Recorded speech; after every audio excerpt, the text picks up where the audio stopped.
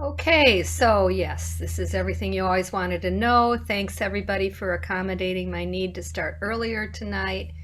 Our topic tonight is Jewish identity, and sort of use the Star of David necklace as a symbol of Jewish identity. And really, though, we're talking about the different subgroups within Judaism tonight. And I wanted to start with um, Ashkenazic versus Sephardic, or Ashkenazi versus Sephardi. It just depends on if you're speaking English or Hebrew. So if it's Hebrew, you'd say Ashkenazi, and if you're English, you say Ashkenazic. So most American Jews are descendants of Ashkenazi Jews. Ashkenaz is the Hebrew word for Germany, but in fact, it's anyone from whose immediate heritage before immigrating to the United States is from Western Europe or Eastern Europe. So anyone who came from Germany, France, Russia, Poland, anywhere in Eastern Europe, the Pale of Settlement is sort of that umbrella term for that huge area of Eastern Europe and Russia that was called the Pale of Settlement, where there were many shtetls, little villages of Jews.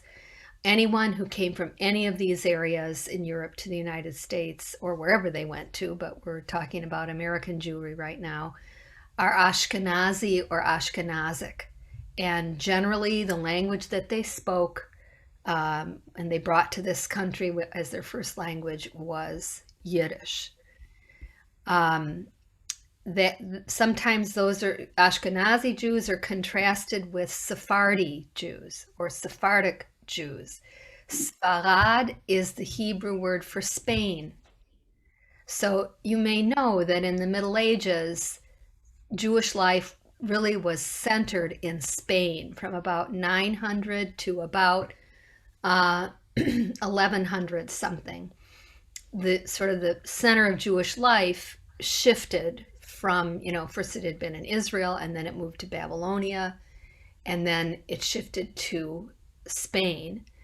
And but after a while, about the story of the Inquisition, and even before the Catholic Inquisition that forced Jews out of Spain. Even before that, there were extreme Muslim Jew groups that forced Jews out of Spain. And so wherever the Jews of Spain migrated to, which was mainly Portugal, Turkey, anywhere in the Ottoman Empire, North Africa, those Jews who had their original heritage before they migrated, what they were originally from Spain, those are Sephardi Jews or Sephardic Jews. And their language is that they brought with them is Ladino that we talked about before, which is Hebrew characters. It's Spanish, basically, written in Hebrew characters with some Spanish words thrown in here and there. So it's this Spanish version of Yiddish, Ladino. So the vast majority of American Jews are descended from Ashkenazi Jews from Eastern Europe or Western Europe, but it's not exclusively, there are Jews of Sephardic descent. Does anyone in this group know that they have Sephardic Jews in their family tree? Open your mouth and tell us. Not my family, but my neighbor, Bonnie, and oh gosh, I'm blanking out. I can't believe this. And her husband, Diane, they were just phenomenal, but he was Sephardic. She was Ashkenazi. Do you know where his family came from? They came from Assyria. Okay, so sort of the Levant, so around Israel, which is interesting because usually, we say that there's another group. I don't know if you've ever heard this term, Mizrahi. Mm-mm. Oh, yes, I have. Mizrahi are Jews that are from the Middle East area. And they, by and large, they had been families who were in Babylonia, which would be today's Iraq. And they spread out from there to various countries around the Middle East. And when Israel became a state in 1948, a lot, as you know, even before that, a lot of people immigrated there, but especially after 48, a lot of Jews from the Middle East immigrated there, from places like Yemen and Kurdistan and Iraq and Iran and Syria and other places. So I'd be curious whether sometimes Sephardi are grouped in with Mizrahi, but they're really different because the language of those Jews that came primarily to Israel, I'm sure some came to the United States too, but primarily to Israel, their language was not Ladino, but Judeo-Arabic that we talked about before, which is Arabic written in Hebrew characters. Okay. And then, of course, I think many of you know about the really dramatic rescue of Ethiopian Jews to Israel in the 80s and 90s and some in the 2000s. And they're their own unique group that came from Ethiopia and came with I should say, the Amharic language that they spoke there. I don't know. It's not a specifically Jewish language, but Amharic was the language that they spoke in Ethiopia. So now, of course, it's not just language that, differentiates these groups. There's different Ashkenazi foods versus Sephardi foods. There's different Ashkenazi holiday traditions versus Sephardi holiday traditions. For example, the Sephardim have a Seder for Rosh Hashanah, where you eat all these different fruits and nuts that are special for Rosh Hashanah. It sounds like Tu B'Shvat, but the special foods that they have a whole meal. I don't know a lot of Mizrahi traditions. The Ethiopians even have whole holidays. Their famous holiday that they still observe, even though they've made Aliyah to Israel, is Seged. I don't know a lot about it, but they have their own holiday that the other groups don't have. And the services are different. Some of the prayers are different. We're very used to the Ashkenazic tradition of prayer. That's our model, but it's not the only one. It used to be that Israel was dominated by Ashkenazi Jews, just like the United States, but now it's really pretty much 50-50 Ashkenazi versus, and then the others, Sephardi and Mizrahi and Ethiopian combined. And the last thing I'll say about this before I ask for questions or comments on it is that we in America really need to get rid of what I've heard called Ashkenormativity, assuming that everybody who walks in our door is an Ashkenaz of Ashkenazi descent, and assuming that they know Yiddish words and that they know about, kugel and, matzo ball soup and etc., because those are only Ashkenazic traditions. They aren't Sephardic or Mizrahi or you name it. And in making that comment, I wanted to raise up this idea that Jewish life in America is becoming more and more diverse, not only because of people who have migrated here, who are from these other strains of the Jewish community, but because people are joining us here in America who do not look like we expect Jews to look, and they don't have the last names that we expect, because through intermarriage, through conversion, through adoption, all sorts of reasons, we now have all kinds of Jews in the Jewish community, and we have to be more inclusive and understanding and welcoming of that. So I'm sharing with you an organization called Whole LaShined, which literally means with every voice, but their website is globaljews.org. And I'm going to just take us to their website for a moment. Are you seeing that now? Mm-hmm. Yes. Okay. So this is shows you all the different types of Jews they have, in their background and in all of their pictures of their events, showing every single person in here, whether these are the Ubadiah Jews of Uganda, but some of these pictures are in America of very mixed race groups. That's what American Jewry is becoming today too. And they even have a summer camp called Whole LaShined. See, I wanted to show you that. Where is it? Explore Camp Whole LaShined is a summer camp for kids who, don't look like typical, you know, I should say stereotypical American Jews. And it's been just a wonderful place for kids to come together and say, "You're Jewish? I'm Jewish too. I'm the only one who looks like me in my synagogue." But when they come to this camp, they're all together. And it just gives you kind of an idea um, of the changing face of American Judaism. So where's that camp? Do you know? I think it's on the East Coast somewhere, but I'm not sure. Okay.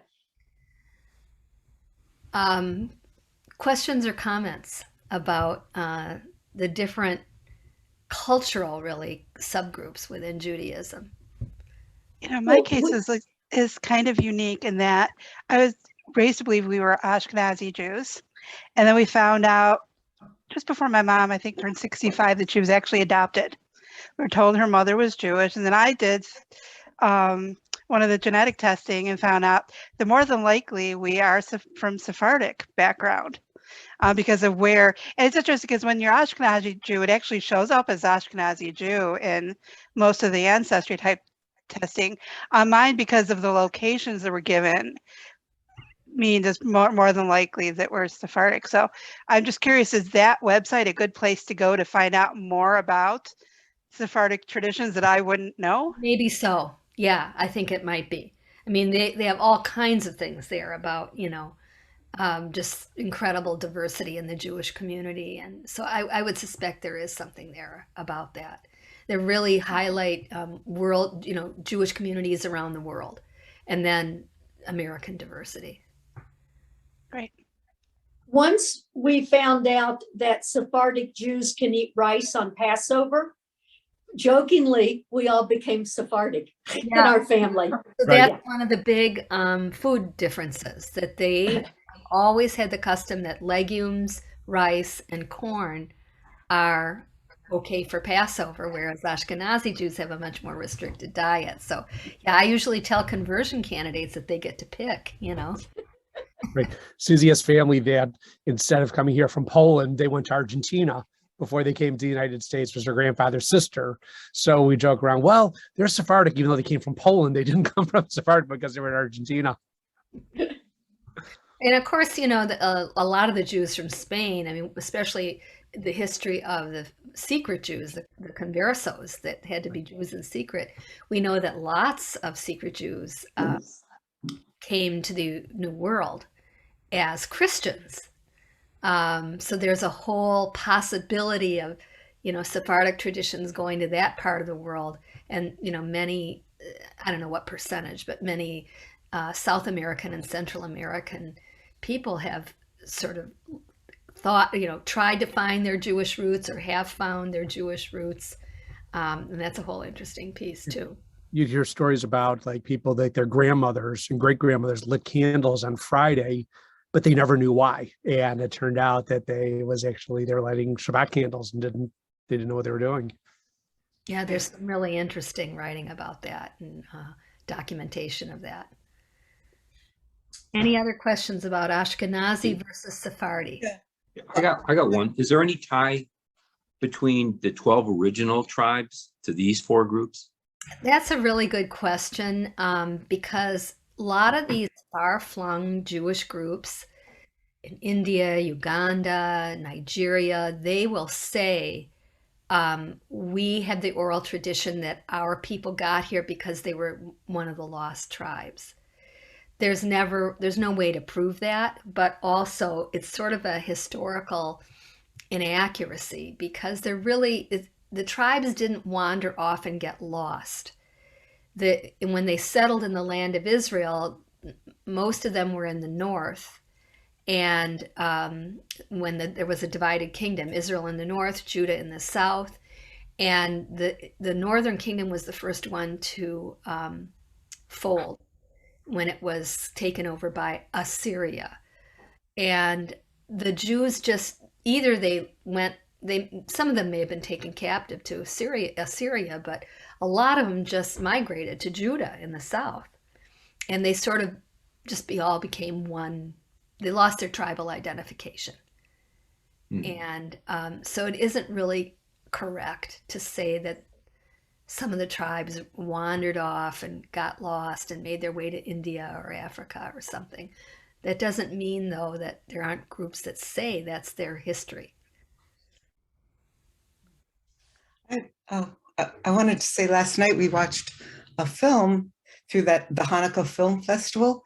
And yeah, it was really interesting. It was called Swakaitis Island. It's about in the island of Majorca. There's this group of people called the Zwatecas, I think you say it. And they originally, there was a large Jewish population. They came over in the 1400s as to escape the Inquisition, but then they were persecuted there even, and then they became conversos, and their Judaism was kind of hidden. But a lot of them now, they've followed their ancestry, and their names, their names are a certain kind of name, and there's streets. Like there was a street that was called Street Mount Zion, in this area of Palma, Mallorca, and they speak Catalan, and a lot of them were finding their way back to Judaism. It was like little hints and things, like Ben said, but now they're like one man had a knife, a butchering knife that was given to him by his grandmother, and said that his great grandfather made this knife, but you can only butcher animals with it. You can't butcher, and just things like that. And a lot of them have had to go go find a mikvah and make an official conversion to be accepted as Jews. And they've got a little synagogue there. It was really interesting. Very interesting. And I'm glad you followed up on that film festival. I wondered if anyone had. So Yeah, interesting films.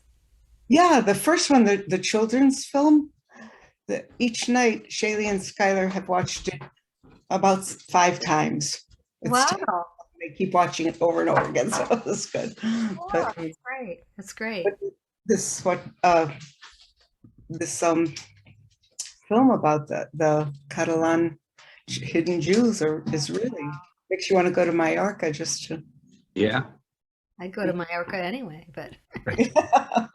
All right. So anything else about the different cultural identities before I go on to the religious streams? Okay, I'm going to share my screen again. And okay. So I want to ask your opinion on the spectrum of religious groups. What would you put on the far left or middle or far right? Someone want to venture a guess? Reform on the I would left. say Reform on the far left. right. Yeah, on far left, Reform, and far right, Orthodox. Okay. What about conservative and Reconstructionist and Hasidic? I would say conservative is kind of in the middle. You'd put them right in the center? Pretty much so. Okay. Maybe a I'd say little bit center more. leaning left instead of leaning right. You'd have them leaning left, David? Yeah. Okay. Yeah. What about Reconstructionist, if you know anything about it? Yeah, I thought Reconstruction was just a little bit to the left of Reform. I would say that. You're going to put them on the far left. Mhm. Okay. And Hasidic, I would put under the far right also. Right. Yeah. Okay. Haredi would even be further right than that. Okay, we're going to talk about this term Haredi. So this is how I show it. That is not a hair on the screen on the left. I thought that was my screen. I can never decide which is more left, Reform or Reconstructionist. And notice that I've grouped conservative over pretty close to Reform, Reconstructionist. And I think they are all collectively pretty liberal, and Neo-Orthodox and Hasidic collectively pretty traditional. And I'm going to talk more about why I can't decide between Reform and Reconstructionist, which one's the far left, and why conservative really is one of the liberal groups within Judaism. Okay, so you can't put conservative right in the middle, I don't think. That would be appropriate. I now want to ask you in terms of time, which came on the scene first versus most recently? Anyone have a guess for that? Reconstructionist would be the newest, right? Okay. That's where I'd go. Yeah. Yeah. Orthodox, the oldest. Yeah, Orthodox is the oldest. And Newer. then I would say No. Reform, because Reform is Hasidic. older than conservative. I would say the Hasids were older. The I would say the reform, or the the reform movement started back in the 1800s. Yeah. And conservative early 19, late 18. Was early a response to the reform movement, I thought. Okay. So we're sort of all over the place on this, huh? So it is pretty confusing because I think, I don't know, a lot of people would put, I think Reconstructionist is the newest for sure. But a lot of people would put Reform right before that, and that is false. Right. So, I agree. of the contemporary big three, Reform, Conservative, and Orthodox, Reform is the oldest. Wow. Oh, Really? wow. So the first Reformed temple was formed in Seesen, Germany in 1810. And its German founder was Abraham Geiger. That's the temple in Seesen. Of course, it no longer exists, like almost all the temples in Europe because of the Holocaust. But its founder and great early thinker was Abraham Geiger. But Isaac Mayer Wise. Isaac Mayer Wise was the person who made Reform Judaism really flourish and grow and get organized in America at the turn of the century. So about 100 years later than what we're talking about, the founding in Germany. And the other, I'll come to it in a minute, but modern Orthodox or Neo-Orthodox and conservative Judaism were really a break off from Reform. Okay. So just to give you, sort of the definition of Reform, I mean, we all know it's liberal, but I would say its two hallmarks are openness to change with the times and a commitment to each individual Jew's personal freedom or autonomy to decide for him or herself what their observance level will be and what will be meaningful to them and brings holiness to their lives rather than dictates from the movement saying this is what a Reformed Jew should or shouldn't do. Guidance from the movement, yes, but not dictates. So I'm just going to click on this link to show you the Union for Reform Judaism website, and they have a link. What is Reform Judaism? This is what they have on the website. Yeah, I love this website. It's everything is there. It's fantastic. But I don't know that I ever clicked on this link before because I didn't have a need to. But what they say is throughout history, the Jewish people have remained firmly rooted in Jewish tradition. But since its earliest days, Reform Judaism has asserted that a Judaism frozen in time cannot coexist effectively with those who live in modern times. Reform Judaism affirms the central tenets of Judaism, God, Torah, and Israel, while acknowledging the diversity of Reformed Jewish beliefs and practices. So let me get out of that. Good. So that's Reform, 1810. And whoever said Hasidic is the oldest, you're right. I'll come back to that in a moment. What about Renewal of Judaism? I would think that's the most liberal and the I most. guess you're right. It's really not a movement per se. I mean, it's like it's a collective of groups that have sort of new eclectic ideas, but they don't have their own seminary. It's not as organized. So I don't know. I don't usually include it in my list of movements. Well, they ordain rabbis, so that's why I thought, I don't think they have one ordaining institution. oh, They have individual rabbis who ordain other rabbis, which institutionally really isn't accepted. So it's complicated. But as far as the official movements that have that are organized with a seminary and a umbrella organization for all the synagogues and stuff like that, Reconstructionists would be the newest. So neo-Orthodoxy, or often it's called modern Orthodoxy, was its original philosophical progenitor was Samson Raphael Hirsch, who lived in the mid 1800s in Germany. So really, the Geiger, who was the founder of Reform, Hirsch, who was the founder of modern Orthodoxy, and Frankel, who was the founder of what it became conservative Judaism, they all lived around the same time in Germany, and they were all reformers. They all wanted to take what they knew as Judaism from their time and modernize it, every single one of them. But they weren't all willing to go as far as the others. So Orthodoxy was probably next on the scene after Reform, and Hirsch felt that Geiger had just gone way too far, and the other reformers had gone way too far in some of the early reforms were the use of the organ and worship, and getting rid of having the sermon given in English, and a role for women and things like that. So his philosophy was that you could still be a traditional Jew but enter Western culture. And so you didn't have to dress, traditionally, modestly, yes, but you didn't have to keep the old traditional dress, and you could go to secular institutions to learn, right, but you still kept your traditional customs and practices, and your worship was still the way it pretty much had been.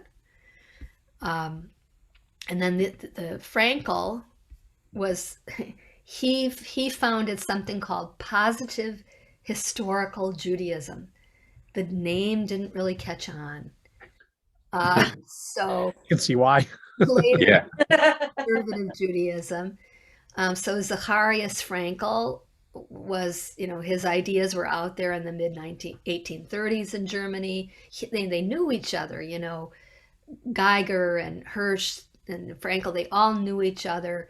And Frankel also, objected to some of the early reforms, and he especially thought Geiger had gone too far in basically saying we don't need Hebrew anymore. We can pray and hear the sermon and pray and do everything in the vernacular, which of course was German. And he really felt strongly that you wouldn't be Jewish anymore. You wouldn't have that essence of who a Jew is without Hebrew, at least in prayer. In America, Isaac Leeser and Solomon Schechter were the ones who really, they created conservative Judaism in America, and chose the name conservative. And you may have heard of Solomon Schechter schools. Many of the Jewish day schools that were founded by the conservative movement all over the country, yep, were called Solomon Schechter schools. He was a great Jewish educator and promoter of that idea. And here's the conservative movement's website. This is how they describe themselves as an authentic and dynamic Judaism. We believe that it is incumbent upon the Jewish people to shape Judaism in every generation by grappling with traditional values and ideas within a contemporary context. The Talmud tells the story of Moses watching God inscribe the Torah and asking the meaning of the crowns on some of the letters, and God tells him to turn around, and suddenly Moses finds himself in the academy of Rabbi Akiva. And there Rabbi Akiva is explaining to his students the meaning of the crowns, and Moses doesn't understand the explanation. until a student asks Rabbi Akiva how he knows this, and Akiva answers, because Moses received the Torah at Sinai. So the rabbis of the Talmud understood that their interpretations and their efforts to maintain the relevancy of Torah in their day would be foreign to Moses and his generation, and that didn't stop them from applying the values and essential ideas of the Torah in ways that people found meaningful in their generation. So their statement here is, we as they are at times evolutionary and at other times revolutionary. Conservative Judaism is rooted in the wisdom gained at the intersection of heritage and progress. I think that's the essence of it right there. This balance allows Jews to lead truly fulfilled lives, and in an ever-evolving world provides a message of compassion, enlightenment, and holiness to communities everywhere. It's authentic Judaism because it's dynamic. So this statement here, rooted at the intersection of heritage and progress, I think is really key to understanding Reform Judaism. And I'm just going to stop the share for a moment. So, someone asked me to talk about, why are all these different views of women? How did that all come about in the different movements? And I think it's a good subject to illustrate the differences.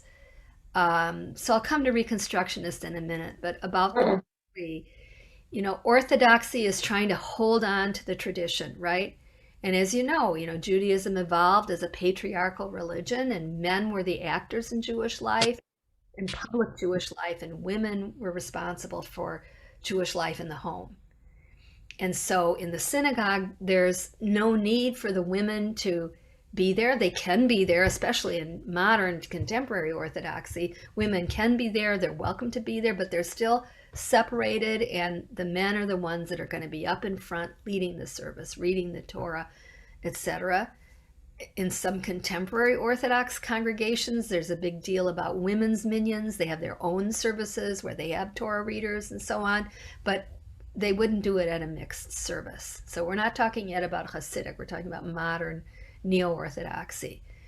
And there's still a desire for modesty. So, depending on your subgroup within modern Orthodoxy, women cover their heads for sure in the synagogue, but they wouldn't wear a kippah because that's man's clothing. So they might wear a hat, or they might wear a scarf when they're doing a Jewish ritual, or in the synagogue, they might not wear something out on the street. Whereas most modern Orthodox men probably wear their kippah all the time. But they don't have to shave their head or wear wigs. Oh.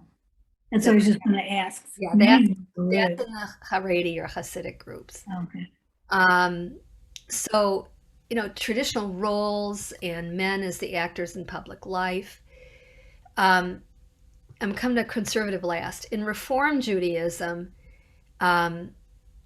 it's much easier to shift ideas for modern ways of thinking than it is in conservative or Orthodox.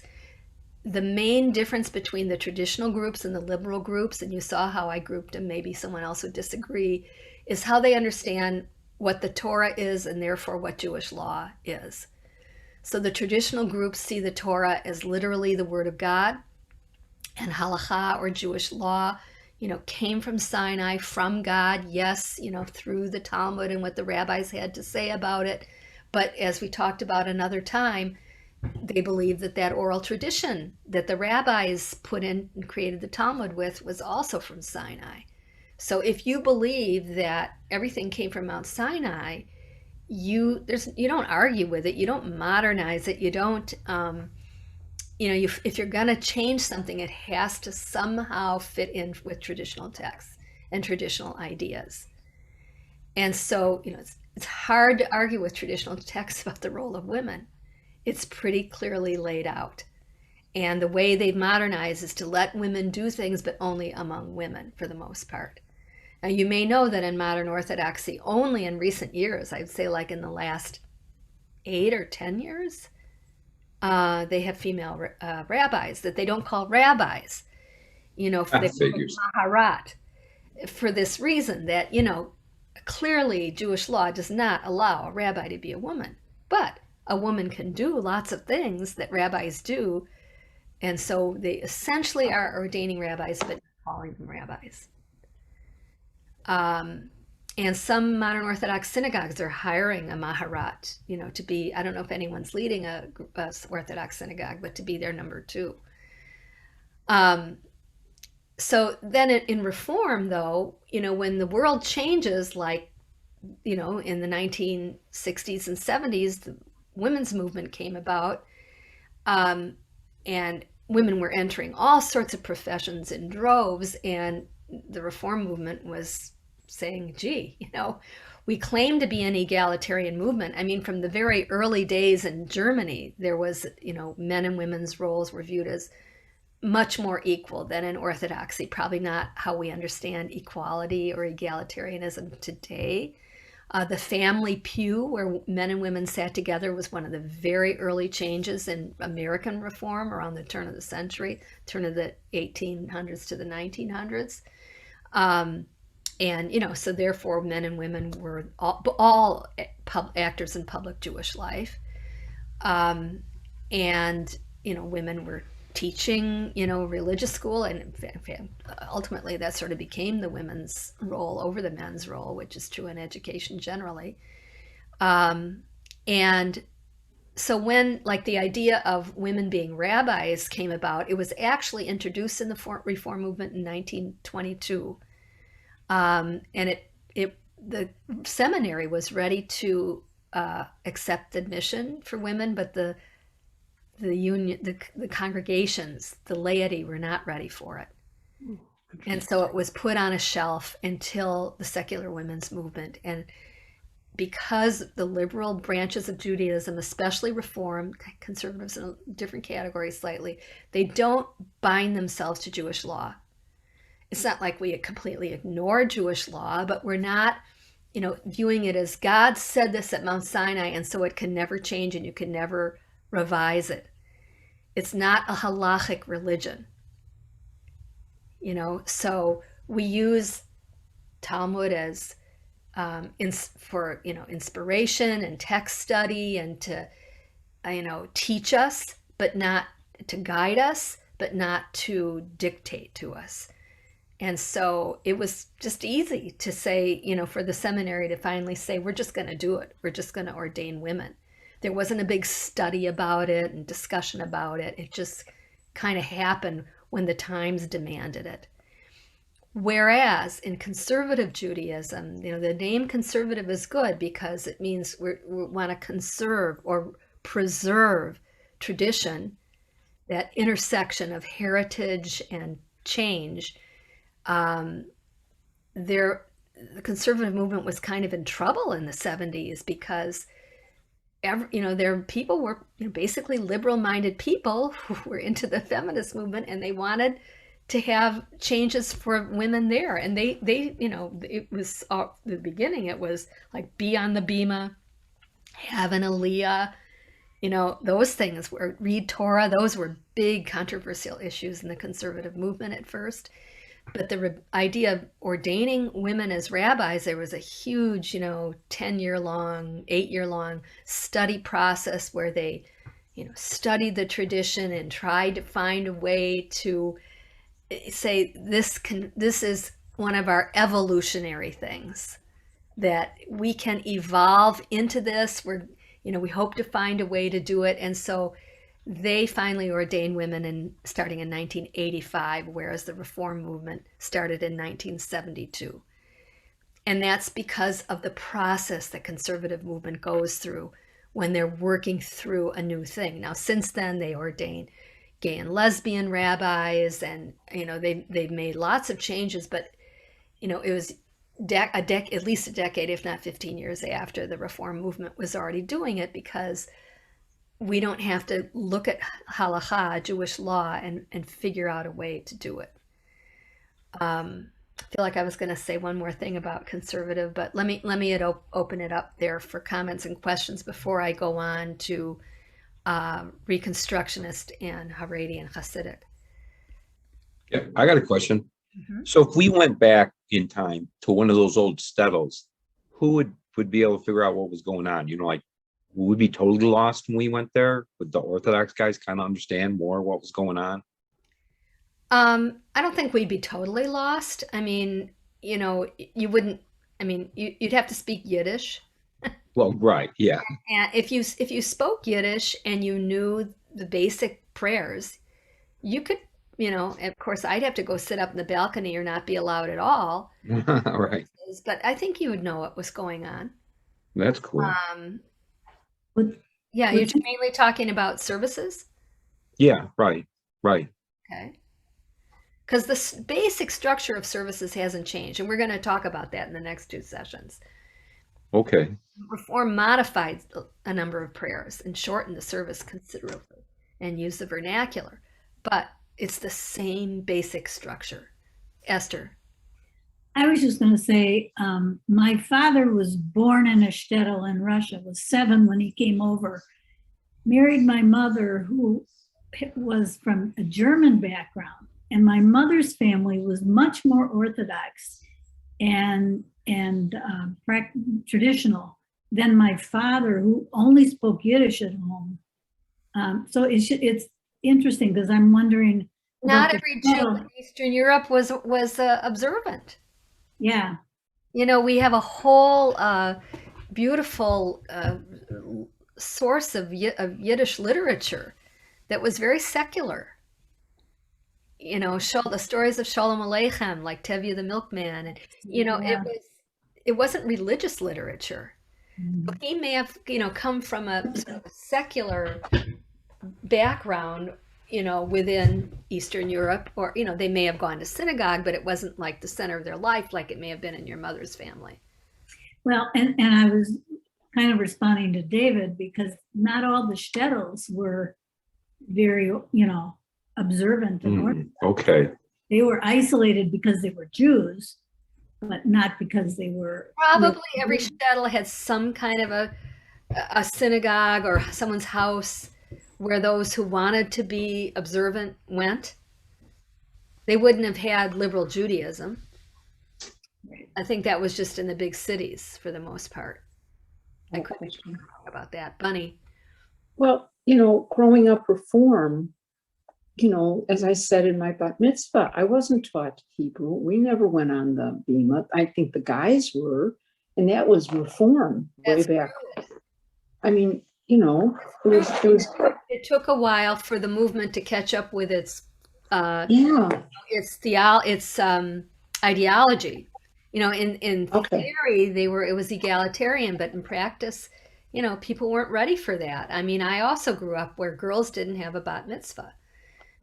We did go on the bima though. We learned prayers and we went on the bima by, you know, I know I'm a little younger than you, so it may have changed already in that time frame, but we still didn't have bat mitzvahs, and that started very shortly after I was out of that age group. So it was an evolving thing. It was actually the Reconstructionist movement that first had a bat mitzvah in 1922 for the founder's daughter. Mordecai Kaplan's daughter was the first bat mitzvah ever. It's interesting when you talk about like with Reform and Conservative, and you talked about like in Reform, the autonomy of the self, and you know, growing up in a conservative synagogue and helping get that synagogue to become a Reform synagogue. I felt that we were very much had been a Reform synagogue because we had so much of that already, but never wanted to admit it and picked and choose so many different things. I mean, I remember counting women in a minyan and what a big deal, and the controversy and the stipulations that had to be made for women to be counted in a minyan. And I know some conservative congregations, they will allow women to read Torah, be on the bima, but they don't count them in a minyan because they have enough people for service that they don't have to. Even there, they pick and choose. It's Yeah, and you bring up a really important point, because one of the other hallmarks of conservative Judaism is the congregations decide for themselves their level of observance. So even when the conservative movement said women can be rabbis or gays and lesbians can be rabbis, there was no pressure on individual congregations to follow suit. If their community wanted it different, but they had to, you know, embrace as a community what they were doing. And so Right. there was a lot of difference from synagogue to synagogue. And you could even have two conservative congregations in one community and they'd be doing it very differently. Women allowed on the beam at this one, not on this one. I think by now they all allow women though on the bima and reading Torah and being rabbis. I think that those days of the differences are probably gone by now. Mitch Dayan, who's Sephardic, and his wife, they belong to Lincolnwood congregation in Lincolnwood, Illinois. And it was called conservative traditional. And so I'm totally at a loss with that. They didn't have, the women could sit with the men, but the women were never at the bima. Yeah, you know, Chicago developed this concept of traditional. They called Okay. congregations traditional, and they were sort of like you said, conservative right, you know, that they had certain things that were liberalized, like men and women sitting together, but there are certain things they never changed. And I think that still exists. I think in a way, Congregation Menorah in Milwaukee is of that ilk. They don't really, they're probably closer to modern Orthodox, but I think they call themselves traditional. Mm-hmm. I grew up, It's not a movement. we lived 3 blocks from Lincolnwood congregation. Oh, okay. When I was 8th grade high school. And I remember going to a service and having to go upstairs. And I was like, what do you mean going upstairs? I didn't know, because in my Reformed synagogue, at least we sat together, you know. Right. But in Okay, so that Lincolnwood, no, changed. you went upstairs. Yeah. But All right. But by the time as I was in my 30s, when I was raising the kids, the women and men could sit together. We were not, Right. we were not isolated. how these things evolve. My great Mhm. Zadie, who was Orthodox, who lived above the shul, he was like what they call him, the Gabi of the shul, like the caretaker. Yet he, for Rosh Hashanah Yom Kippur, would go to the conservative synagogue, and the rabbi would say, "You live here. You're here. You're part of our community. What are you doing?" He says, "I want to sit with my wife and my daughters." There you go. That's wild. That was a big thing for him to be able to do that. Really interesting. I'm going to move on just in the interest of time so that we can get to the rest of them. So let me get rid of this. So that was conservative. And now, I don't know how many of you know that Reconstructionist Judaism changed its name to Reconstructionism Right. recently, like within the last I didn't know that. less maybe. I didn't give a picture of the founder for everyone, but this really, there would be no reconstructing Judaism if it wasn't for their founder, Mordecai Kaplan, whose magnum opus, Judaism as a Civilization, came out in the 1920s. He was a professor at JTS, the conservative seminary in New York City, but he was always a maverick and an iconoclast. And when he retired from teaching there in the 1960s, he then started a new seminary for rabbis in Philadelphia, the Reconstructionist Rabbinical Seminary, and founded a new movement. So that is the newest of the official movements type of Judaism. And I think like reform is a verb in the present tense, giving that feeling of always in the process of change. I have a feeling that was kind of what's behind Reconstructionist changing to reconstructing, that they wanted to give this idea of always, being on the edge of change. And the reason why I had a little thing where I couldn't decide which was reform and which was more liberal, reform or Reconstructionist, is because Kaplan's ideas were really very radical. His idea of God is basically God as processes of nature. He was so troubled by the idea of Jews as the chosen people that he completely struck that from Reconstructionist liturgy. So, for example, the Torah blessing, where you say Asher Bachar Banu Mikol Ha'amim, he took that out because it says, thank you, God, for choosing us from all the people and giving us the Torah. And he was uncomfortable, and a lot of Jews are uncomfortable with this idea that God chose us, like somehow that makes us superior. And so he created a different Torah blessing, which if you go to a Reconstructionist congregation, they have a different Torah blessing in their Siddur, and they teach the B'nai Mitzvah a different Torah blessing that says, thank you, God, for drawing us near to the Torah instead of choosing us from all the peoples and giving us the Torah. So that's just an example. There are a lot of other ways where he was really quite radical in his thinking, and the movement was very influenced by that. And it continues to be today. They were, I think, the first movement to get to ordain gay and lesbian rabbis. They're always on the cutting edge. They started ordaining women just about the same time as Reform. They're always on the cutting edge of issues. And so that's why in some ways I want to put them to the left of Reform. But on the other hand, Kaplan taught in his book, Judaism as a Civilization, that the halakha Jewish law is not binding on us as Jews today. But we should observe the halakha, like keeping kosher, observing the second day of holidays, those kinds of things, because these are the folk ways of our people. This is who we are as a people and a civilization. And that in itself is reason enough to observe these traditions. So a Reconstructionist service will often feel and look more like a conservative service. And you'll find, I think, a lot more Reconstructionist Jews who are kosher than Reform Jews. I wouldn't say that they don't have the idea of personal autonomy. They do, but there's much more modeling and encouraging of traditional observance. So in that way, they look a little bit more to the right of Reform. And then I want to go on to this term Haredi that Ben threw out, and Hasidic.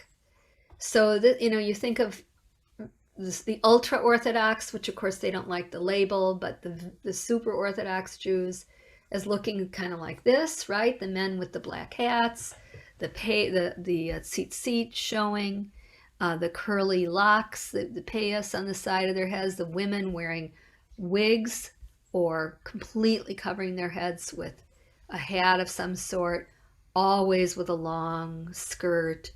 Only wrists and hands can show, not arms, only ankles, and not the rest of the leg. I want to give a definition of Haredi. By the way, it's Haredi with a chet resh daled. It comes from the verb which means to tremble or to fear. So these are the people that are living in fear or awe of God, I guess is how the term became associated with them. These are groups within Orthodox Judaism which have very strict adherence to Jewish law, halakha, and traditions, in opposition to modern values and practices. And like I said, they're often referred to as ultra-Orthodox in English, but they consider that a pejorative term. They like terms like strictly Orthodox, and they consider themselves as the most authentic Jews. What they're doing is authentic Judaism, and the other groups are not. And of course, the other groups don't agree that they're the only one that's authentic, but that's their viewpoint.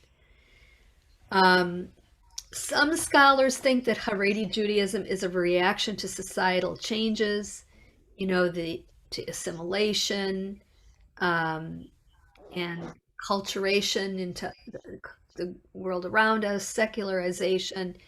And they, chose to be more extreme and more restrictive, to segregate themselves from the rest of society so they wouldn't be influenced by those ideas.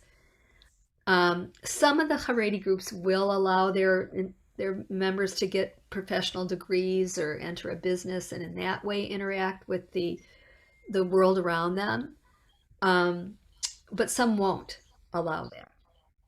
And I would say that Hasidic is, and my source here that I got this from, Hasidic is a subcategory of Haredi, as I just gave the definition. Now, a lot of people associate Hasidic as with, the only thing they know is Chabad or the Lubavitch movement, but there are many, many Hasidic dynasties, and what unites them all is that they trace the lineage of their leaders back to the Baal Shem Tov, whose nickname was the Besht, Rabbi Israel ben Eliezer. He lived in Poland in the 18th century, and that's why, yes, this is the oldest of all the existing groups today. But they themselves were kind of a revolutionary, rebellious group that was kind of a religion of the masses. Whereas prior to Hasidism, traditional Judaism was very focused on scholars and study and prayer, and people who were not educated couldn't really access and be leaders in that kind of Judaism. And the Baal Shem Tov taught, that stories and music was important, and it wasn't just about, being a brilliant scholar. And so it became a movement of the masses. And it's the other thing that's sort of a hallmark of Hasidic Judaism is that their leaders are called rebbes, and they are like charismatic community leaders. So each dynasty, they have dynasties, and each of the subgroups or dynasties are headed typically by this charismatic leader known as the Rebbe of their group. So just to give you an idea of the dynasties, there's a nice chart of them in Wikipedia, of all places. You've heard of the Lubavitch or the Chabad, the fourth one on the list here. Yeah. Because they are really active in sending out emissaries all over the world. You get, I don't know what percentage of Jews a community has to have before they'll send one, but obviously Kenosha's big enough because they sent us an emissary probably about 15 years ago now. And so that's the one most people know because they're very outreach oriented. But there's the Satmars and the Belzers and the Bobovers, and by the way, the Twerskis of Milwaukee are of the Bobover sect. And so, but all these groups trace their ancestry back to the Baal Shem Tov. Their leaders somehow, are descendants of the Baal Shem Tov. And then, so this list is much longer than, look at all these dynasties. There's some of them are very small.